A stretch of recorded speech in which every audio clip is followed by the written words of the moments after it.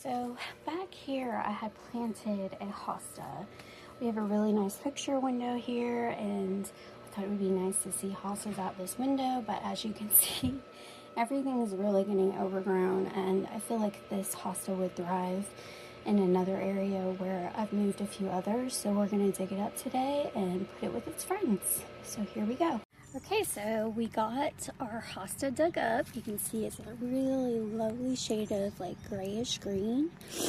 And here is where I'm considering planting it. I've got a few more hostas here, as you can see, and they're really thriving. They seem to like this partially shaded area. I also put in this cute little trellis that we found at a home sale. It was only $10, and we got a clematis, and that's growing on there now. So that's going to be a beautiful flowery backdrop to these hostas. So we're going to go ahead and get this planted.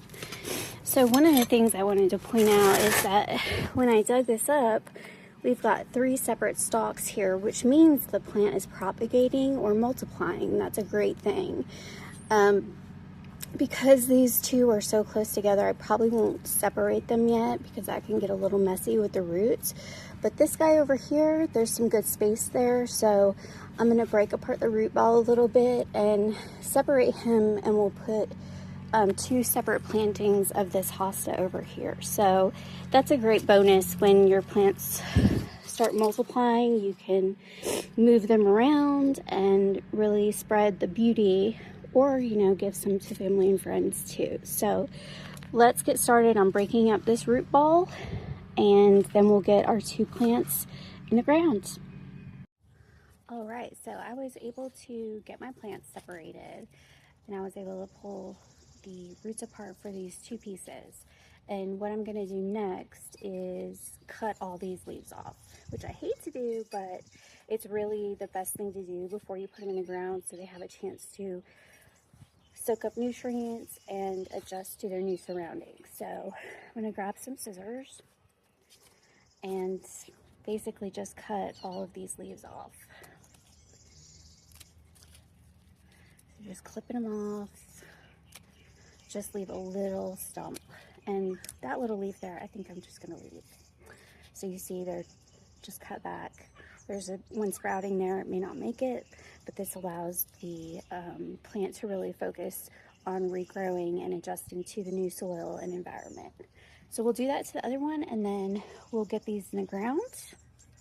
And I'm going to save these leaves for the deer out here because they love hostas, and so I'm going to just put a little pile at the tree line so they can find those tonight and enjoy a little snack.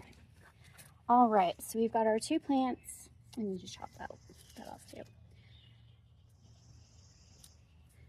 Got our 2 plants painfully chopped back, and now we're going to put them in the ground.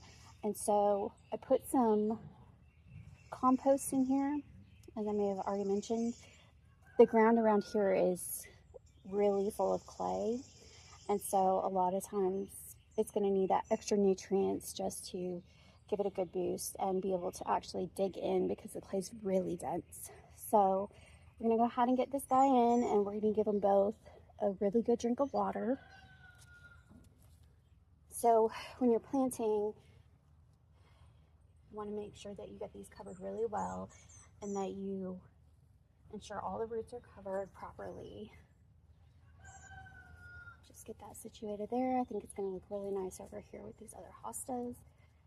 So there's that one, and then over here we've got our other one. I'll just dig that out a little bit more. Get him situated there.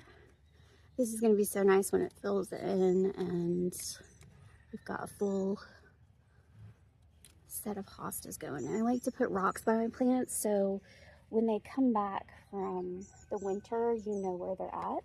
So it's just something I like to do, so I know exactly where I should expect to see new growth popping up. So there they are. And we're going to give them some water and